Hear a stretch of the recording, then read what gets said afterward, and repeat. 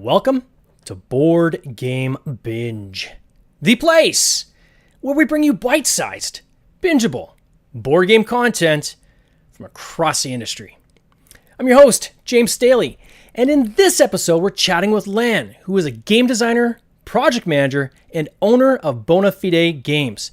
Bona Fide Games has spent 5 years working on their first title, Silver Coin: Age of Monsters, which is currently on Kickstarter. Lan, how you doing? Welcome to the binge.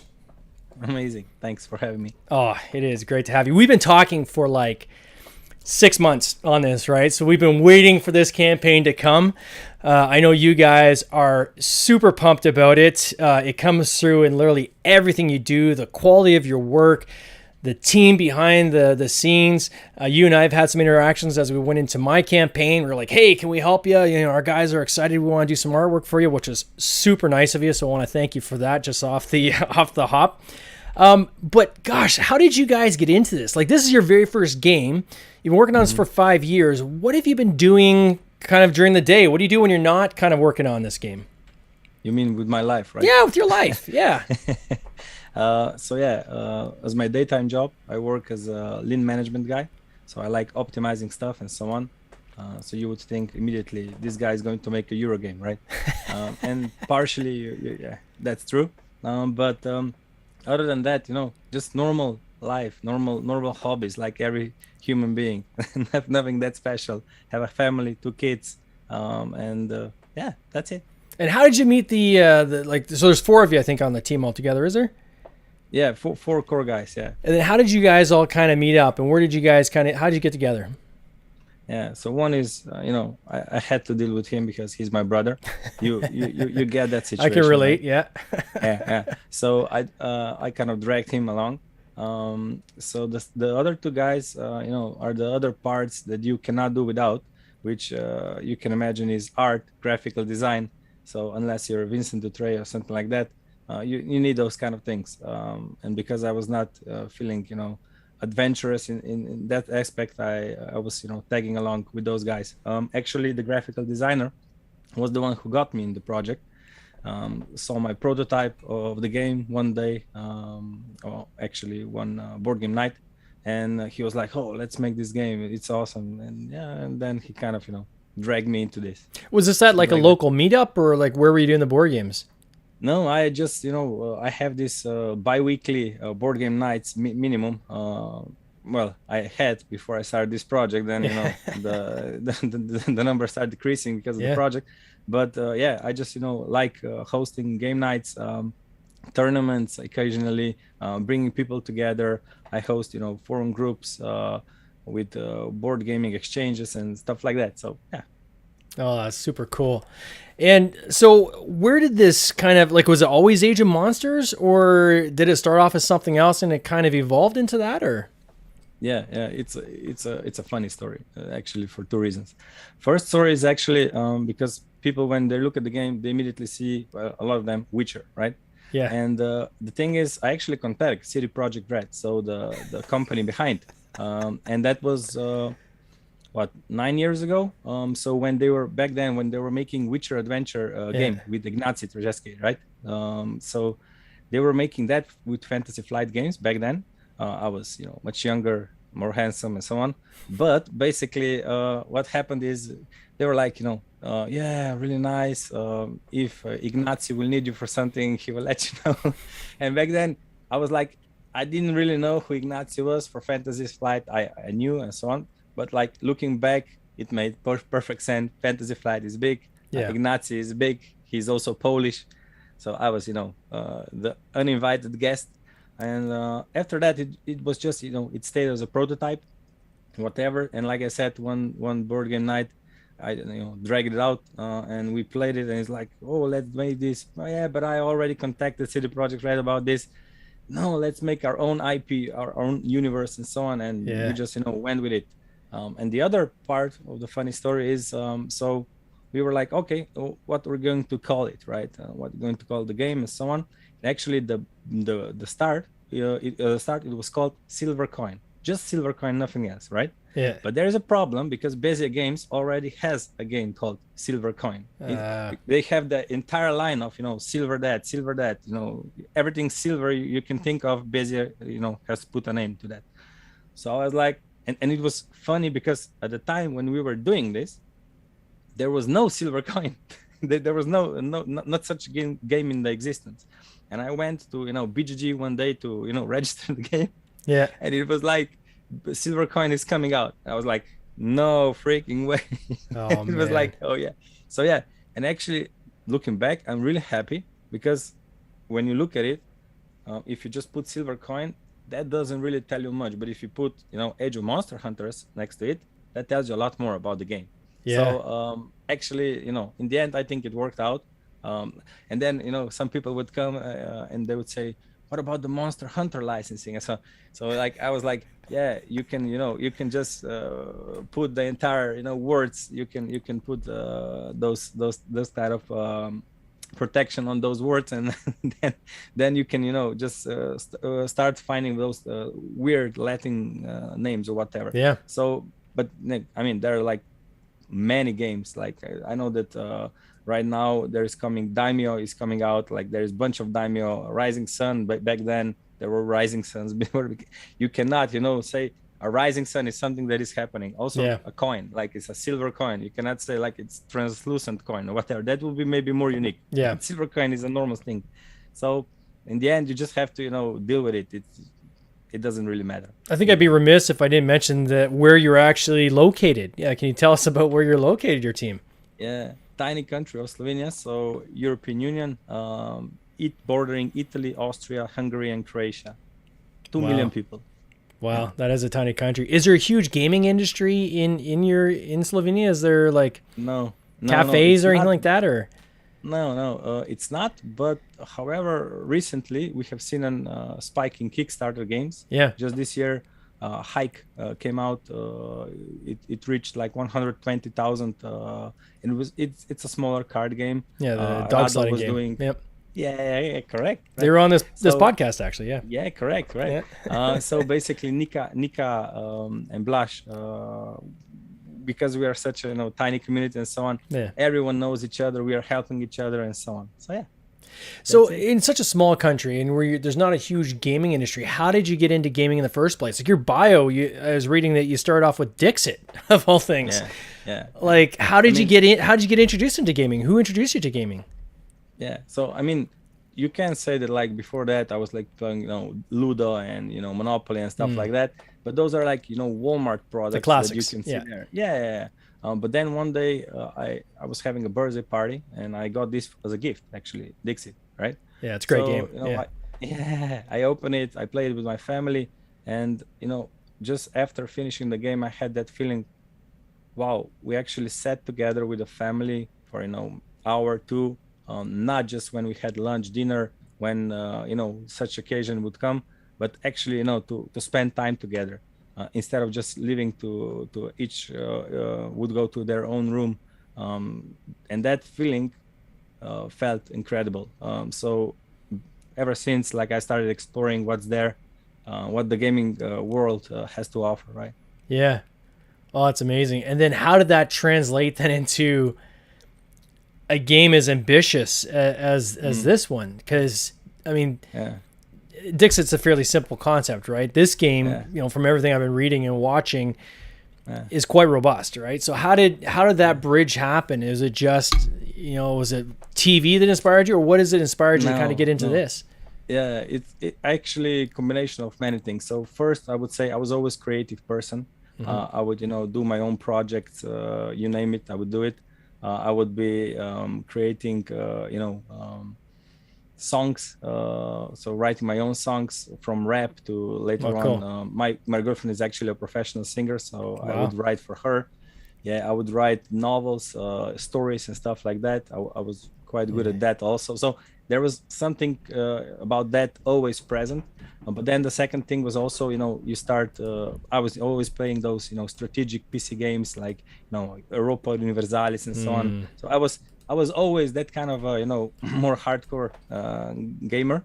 And then also with the tabletop industry, I actually I played everything. I still play everything, but I would start to lean towards those heavier games, and that's the most important aspect I think that you can have as a designer.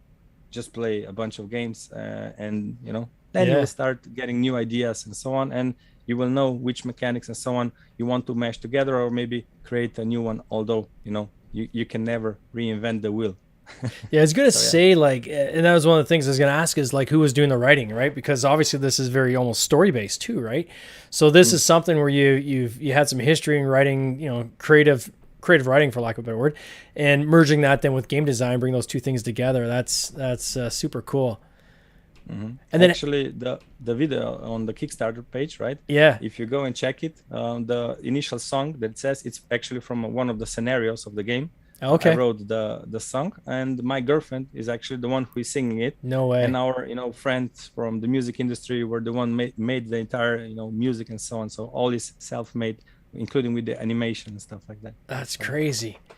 How would you describe this world to somebody if you're going to explain like this, without getting into the game, but the story, the world, the characters themselves? Like, how would you best describe that?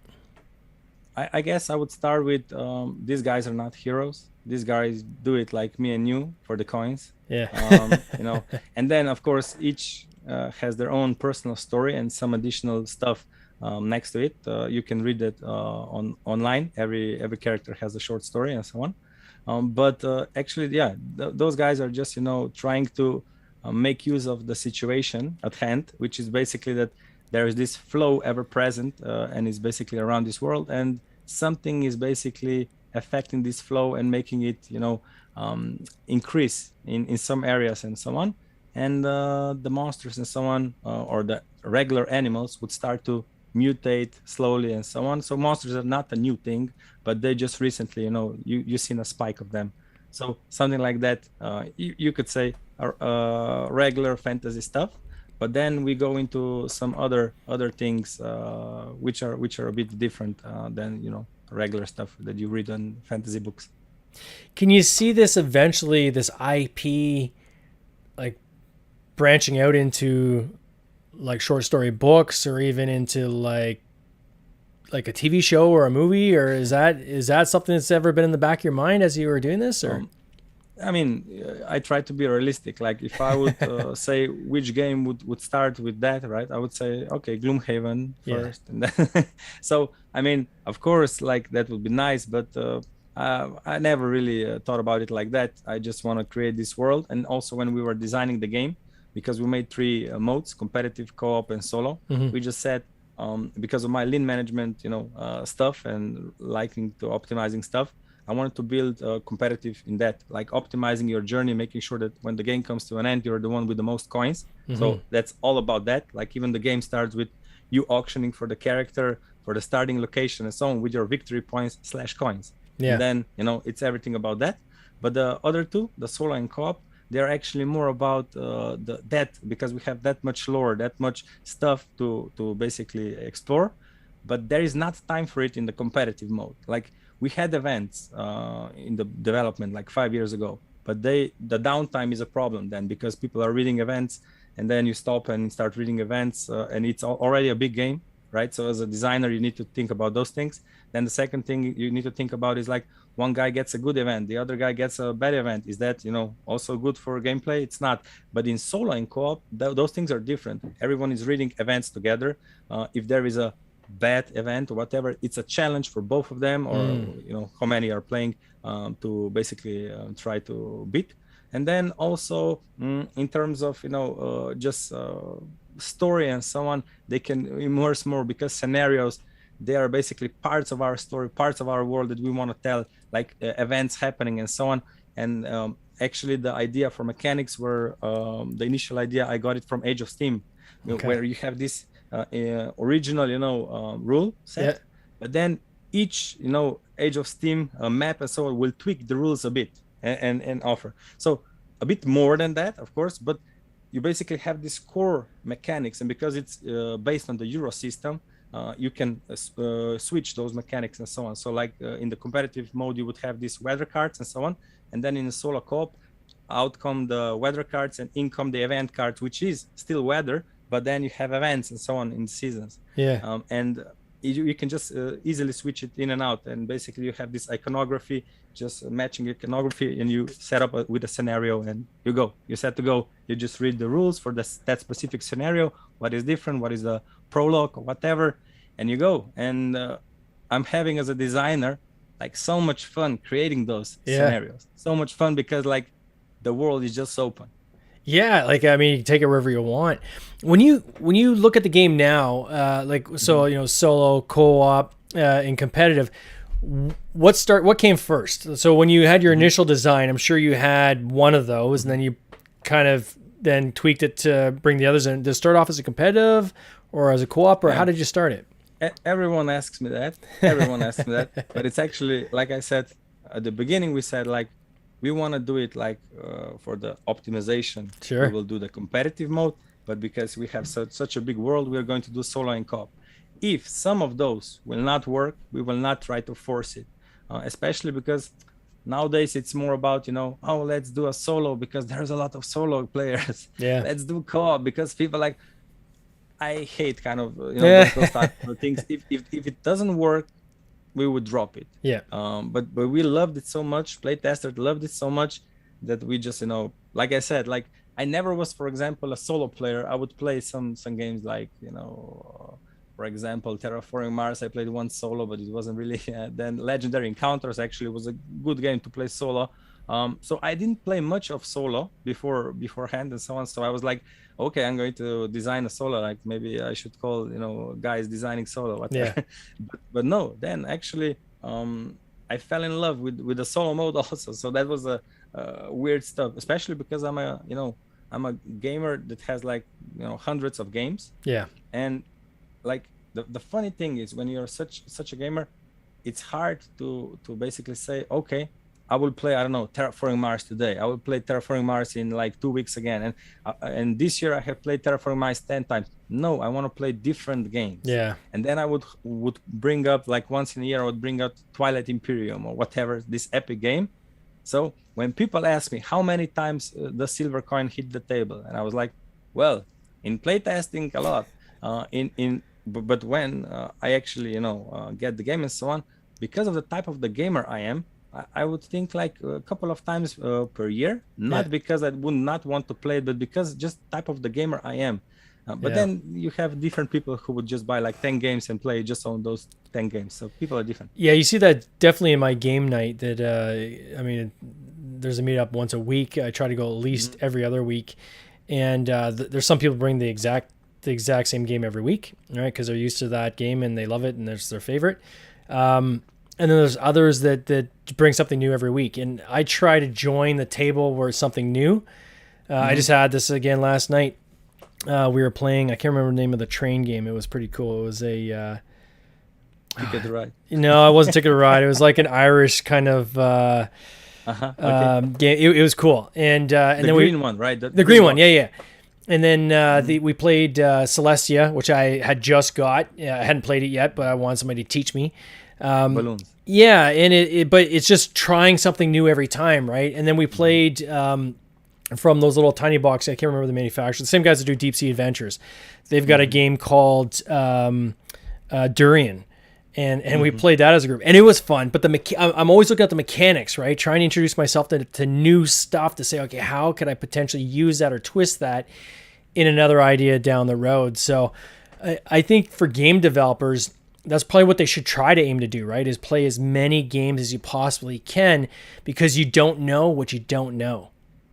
Yeah, and it's like one of the worst things, or maybe the best thing that happens is you start designing games, like, you know, for real.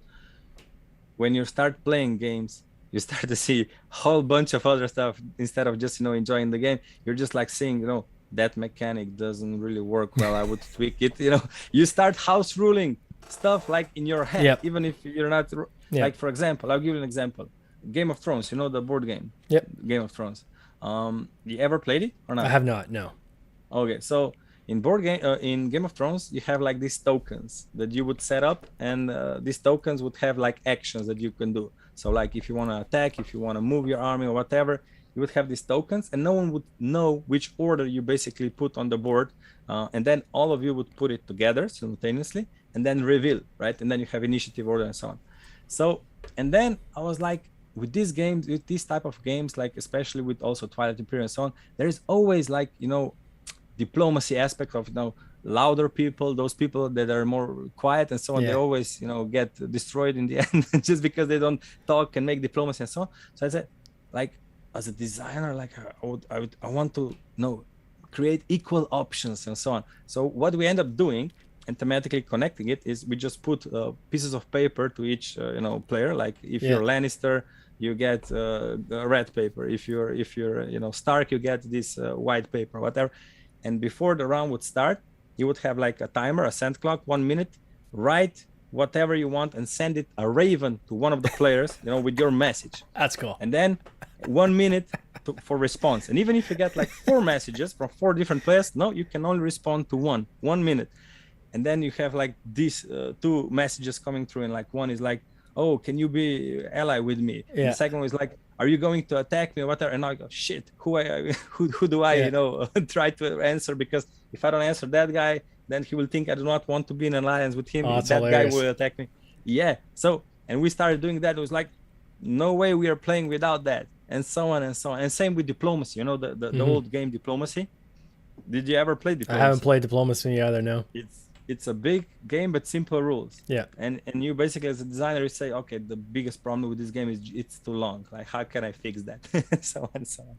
So yeah. So with Silvercoin, how would you describe to somebody the essence of this game? And first, I just want to congratulate you. I mean, you guys are a couple days in. I'm going to put this in Canadian dollars. It's the only way I can see it. But you're at almost $16,000 Canadian on a $26,000 goal. Congrats. That is amazing at the beginning of your campaign. So clearly this thing is going to fund very, very well. And for your first game, I'm sure this is a testimony to all the hard work and effort and blood, sweat, and tears you put into this game over the past 5 years. So I want to congratulate you on that out of the gate. The board looks beautiful. The world map, you can see, I'm sharing the screen here for people that are watching live. The minis are incredible. But explain the guts of the game. So can you explain that a little bit to the audience? Yeah. So basically, you're a monster hunter, right? You're doing it for the coins and so on.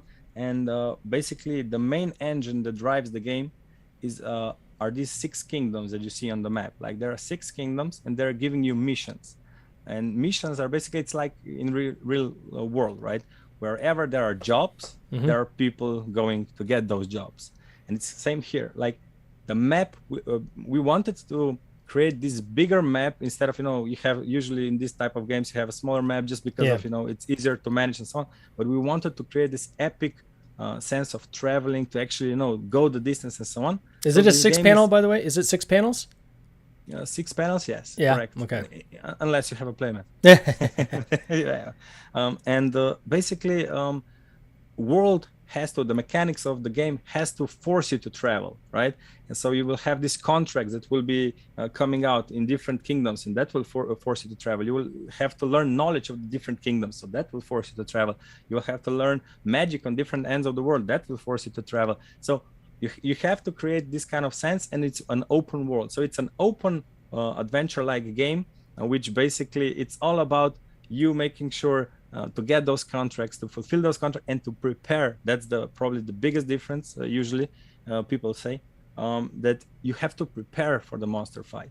It's not that much about a fighting. Of course, it's about a fighting also, right? Yeah. But because the game is so huge, we actually had a deck building mechanism at the start of development. We threw it out because, again, too much downtime. It was a really cool mechanic. You would have like this type of people, like some would learn with listening, some would learn with, you know, doing stuff and so on. And as you would interact with the world, you would be adding those cards to your deck and so on. So really cool. People loved it, but it just took too long. Just took too long. And as a designer, as a developer, you have to, you know, always pros, cons, and so on. And it's more about preparation. Like, each monster will have its strengths, weaknesses. You will have to prepare. Like, you have the weather, you have the day and night cycles, you have monsters which are stronger near forest, near water, and so on. And you have this monster, and you just look and see, in this season, this monster will get stronger, and at night, and so on and so on. And if I equip myself with this, and this, I can get the strength of the monster down. And now, how do you manage that? Like, you can try to save on time, not prepare as much, and you go for it, or you try to prepare more and then try to kill the monster. 99% possibility that you will beat it, but losing time in the process because you prepared so much. And actually, that's a really interesting catch-up mechanic also, because what tends to happen, victory points are in competitive mode at least, are hidden information. So what happens is basically you do not know exactly how much people have, especially because they're spending coins on boat trips and whatever. And you're like, okay, this guy is probably doing better than me, so you start to risk it more. And that other guy starts to oh shit, I probably should be more careful, so I maintain the lead. Yeah. So, and that's a catch-up mechanic in the end also. So yeah, the game is about those type of things. And in scenarios, it's about puzzles. It's about how do I beat this scenario.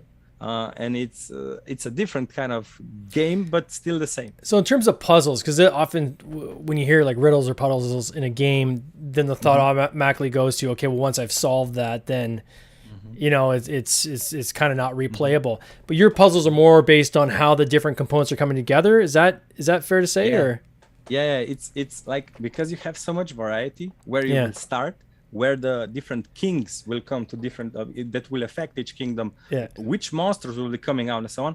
You have, some events, maybe you have played the scenario and it's not always 100% that these events will come out, but approximately what you can expect and you can adjust.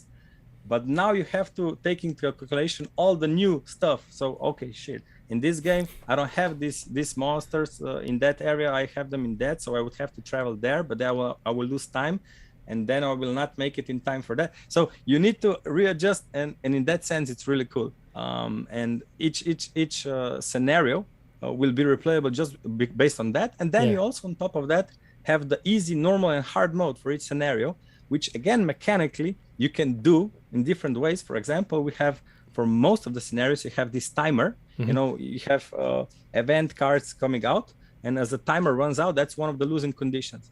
Well, just add cards into the deck, and you have basically an easier game.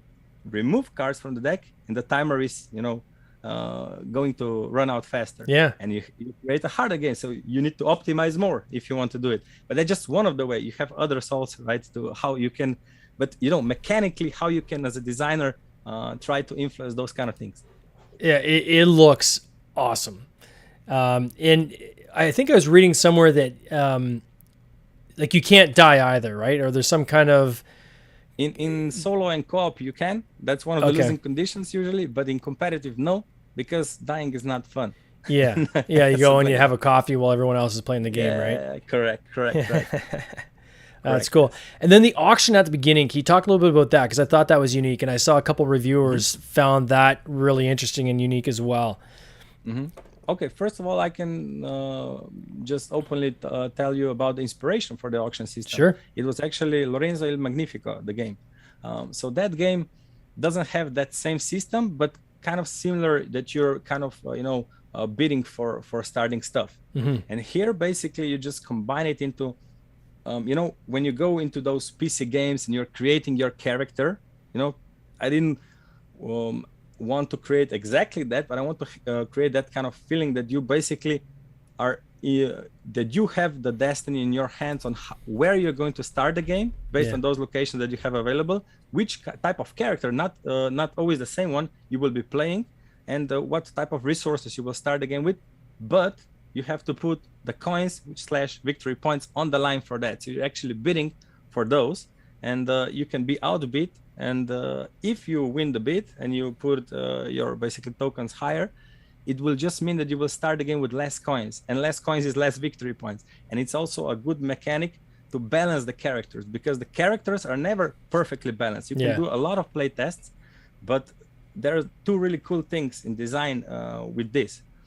Because we have this system of grabbing the contracts for the coins, and coins are also victory points, that actually gives you a really good development system for measuring the strength of the character. I basically just say, okay, you have natural chaos who is teleporting all over the place. What are the final coins in your possession? 1,500. Okay, and the second game, 1,300, and so on and so on. So you can tell me that this character is overpowered, when in the end it's only measured by how many coins this guy was able to pick up, right? Yeah. And you can measure them, but they in the end maybe will still not be perfectly balanced. So the other way, you give players an option to balance them by bidding on those guys. So if you think that this guy is really overpowered, try to bid for the guy.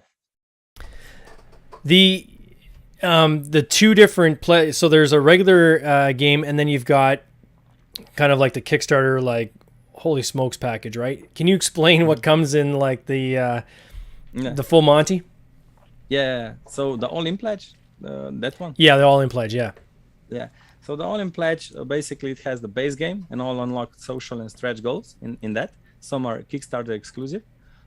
Mostly important because as a first-time creator, this is like bread and butter. It's like it's not like a company that has resources to do it anyway. For us, it's very important to reward the people who actually do it. Yeah. The second thing that comes with this is the Trinity expansion, which includes the 3 additional scenarios. And then you have basically the neoprene playmats, stitched edges and stuff like that. Then you have the metal coins. Then you have the dice tray. Yeah. Yes. And then on top of that, we have added a bit of a twist. We included 2 surprise gifts. One is called the Dawn and one is called the Moon. And actually the Moon you will receive at the end of the campaign. We will see how much we were able to gather. The more we gather, the bigger the gift can be, financially wise, right? But the second one you will receive when you get the game. So it will be like a surprise for you when you get the game. And the reason I decided for that was like, because the entire, concept of Kickstarter is about, you trying to be a collector, you trying to go and snatch these gifts, these surprises. Stretch goals are all about surprises again. So I wanted to create that feeling you have when you're opening the Christmas gifts and so on, even if a little, because I think that's what the spirit of Kickstarter, apart from, trying to help us little guys, do projects like this. Yeah. But that's the spirit about the Kickstarter. And I think it's somewhat lost in some manipulations and stuff like that, that are happening in the industry. But, in short, that's it. That's awesome. So we're like, you've been obviously working on this for a long time, like 5 years is a long time. Is there something else that's coming after this? Like, you've obviously started the company. Has there been other projects you've been working on? And can you give us a little teaser at all as to what the next thing is that's coming from you guys? There are 2 things. So one thing is basically expanding this universe based on how successful this is, which is the most logical one. And the second one, like, on the shelf, waiting to happen and so on, is actually another huge project. And that one is a space one. That one is like, on a standby. So we will see if we will go into that. I remember when I went to Essenspiel to exhibit the game, and, other publishers will come, we check the project and so on. They were like, ooh. And like 3 of them would say like, good luck. After you create this, the next game will be like Uno or something like that, just to make it simple, a little card game. Yeah. Because you will be, your head will be full. You will have to deal with all of this, and then in the end, you will try to create something small just to make it easy. But I think that we will be developing this universe or try to spin off from this, because we have so much in store. Oh, it makes a ton of sense, and you can see just looking at this game that there's so many ways that you can even tiny expansions, right? I'm sure you can even come with another deck pack, right? Which adds more missions and so forth, more monsters and everything. So it's one of those games where you can probably add on to without even having to recreate everything, right? So it looks so awesome, and I want to congratulate you on that. You do have social goals in your campaign. Can you share with everybody what those, if they want to follow you socially, how best they do that? Yeah, so basically one of the social goals is go on BGG, like, subscribe. Everyone's trying to get on the hotness list. It's near impossible for the little guys, but why don't we try it? And the reward is actually a community-made scenario. And here we are talking about the essence of Kickstarter, of creating things together with the community. So that's one. And because the game is so modular, I think we can do that. So community gives idea about what the scenario can be, and then we try to work on that. And the second one is actually about, I was mentioning that we have in-house music and stuff like that. So for 1,000 followers on Facebook, you get this music pack stuff with silver coin thematic music for those who want to listen to that stuff. while they're playing and so on. That's cool. And then what's the social? What's your handle? Like, how do they find you? Yeah, so they can find us on YouTube. We actually have, the podcasts like you, Yep. but just internal for, enjoyment and whatever to learn about the project and us. And also for creators who want to, get some additional insight and helping them with their project. Then they can find us on Instagram. They can find us on Facebook. They can find us on BGG. And what's the name though? Is it at Bona Fide Games or Bona Fide Games? Correct. Yes. All right, so I'm going to spell that out. So it's BONAFIDE Games. We'll put a link in our show notes as well to the campaign. Anybody that wants to check out the campaign, I encourage you to do so. It looks super awesome. I mean, the video at the beginning is like a little mini movie. It's a really cool watch. Congrats on that as well. And we'll put a link to your social handles in there as well so people can easily find it. Lan, oh man, I want to wish you all the best on this campaign. I can't wait to see where you guys finish up. All the best on this, eh? I wish you all the best also. You take care. Cheers. This has been an episode of the Board Game Binge podcast, hosted by James Staley, produced by James Staley and Mike Bruner, with original music by Nick Smith. If you would like to watch these interviews live, simply subscribe to our YouTube channel, Board Game Binge, and you'll get access to live interviews, giveaways, and interesting board game content from across the industry. I can't wait for you to join us. See you next time.